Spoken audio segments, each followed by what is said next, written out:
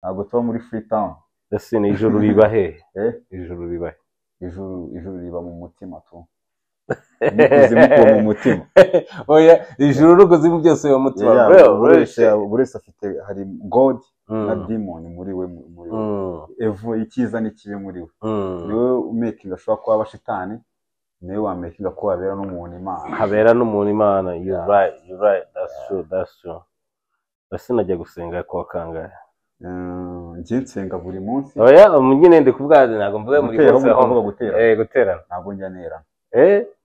Amateraniro wapi? I don't believe muri noza mu madini tu. Njye ntabwo believe mu madini. Why? Personally nasanze ari scam. That's the scam. Kandi iri big byatari. Njye sinumva uburyo najya gutura Imana ibibazo hano ari abantu baje kwibonekeza. Guhera kuri riduri imbere aje guscaminga ibice. Hari umukobwa waje gushaka umugabo. Hari umugore waje gushaka Imana kubera yuko afite urwo ariko nagera mu rugo ahita tuka umugabo bashwana. Hari umumama ugera mu rugo agahita kwita umwana ko atagiye kuvoma. Ntabwo igitekerezo cyanjye cyagera muri spirit nk'izo ngizo. None se icyo ndabyumva understand impamvu ni iki? Dasine yaterera umukobwa ivi. Oya wapi. Kubera iki? Gutera ivi mbona ibiboro biri vision kumva ariko bidafite n'ikintu bisobanuye na kimwe. Kuko ngeka ko gutera ivi bitari byo bikwemeza yuko nkwemera byatari. Ngeka ko ibikorwa ari byo binininga cyane kurenza gutera amabi ko abarishinze bose n'undi bitera n'umwaka ivi bro. Ariko jewe ikintu ujya mbwira abantu ati mati ko yashatse mama yataramutereye ivi kandi bakabamaranye imyaka ijana. Wowe uri kujya gupfukamira shori bimeze bite wasaze cyakureza? Oya ariko ntabwo ni ku giti cyanjye. Ku giti cyanjye n'umuntu bifiriga ko yaripfukama kabisa wumva afite amava akomeye yabikora kabisa. None se akandi kantu nashaka kubaza, ya boro bagira gutya bakarahira tu bakavuga ati waba nuza n'iki nemeye ibi n'ibi waba muzima cyangwa tuzatandukana n'ubu. Oya birabyo nta kintu bitwaye kuko ikintu cya mbere ni ukubyereka abantu, kubyereka ababyeyi, kubyereka inshuti. So ni imihango tu. Ira ni imihango ikumva.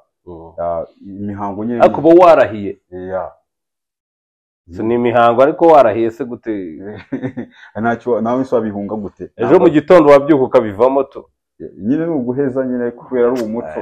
Ntabwo bigenze. Ariko nawe ndangiye kuza nyine wowe ufashe ku idawe y'ubu uravuze ati ngewe nemeye kanaka. Ngiye personally ku giti cyanjye se nkajya kumaneka. Ntabwo bishoboka. Ariko contract wazemera. Contract nicyo kintu cya mbere kiza byatari kuko umuntu aba ari mukuru bro. Hari situation nanyuzemo mbere yuko mura n'uwo muntu afite ubundi buzima yabayemo. Iyo ugiye kubana n'umuntu n'abavandimwe mubana mu Rwanda mutumvikana n'abaji bawe. Gufata risk yo guhita winjira mu bintu ubuzima bwose utazi n'umuntu ukuntu ameze, numva contract ari ikintu cyiza mukiha igihe runaka n'akazi ko kagenda akazi bagwa contract akazi kakunana bakagutuma flash. Waba uri umukozi mwiza bakakongera time ngembi rivingira muri ibyo bintu. Zaki twaganiriye kararambwira ati ahubwo ikintu cy'ingenzi bajye bareka buri muntu avuge uko abyumva, avuga ati njyewe kanaka n'iki ndagukunda ariko umunsi byagenze gutya cyangwa cyuzuye nshobora guguca inyuma gutya na gutya cyangwa nabi nyine ubimubwire n'abantu babimenye ko byagira gute byabaho. Kandi ariko ni true ariko kugenda ukavuga ati ubuzima mpaka ngo mugupfa no gukira. Uri kwisaka ikise abantu bisuka ntabwo nsanzwe ngira ngo ni impeta nambaye nanjye no hari nyine man impamvu nkubaje urutonde na segment ngira nyine mbaza nyine twebwe abantu turahinduka, generation zirahinduka, ibintu birahinduka. Urumva hari ibintu twebwe tuba tugitwara byarabaye kera cyangwa biri muri new generation cyangwa biri muri imyaka 10 n'iki ako tutara checking what time tubayeho. Sibyo nimba wowe ugiye ukarahira umuntu ndamukunze ariko mu mutima wawe uza ahantu waraye cyangwa ufite indi plate the next night ukavuga ati mpaka Imana idutandukanyije why kuki uri kubijyama n'iki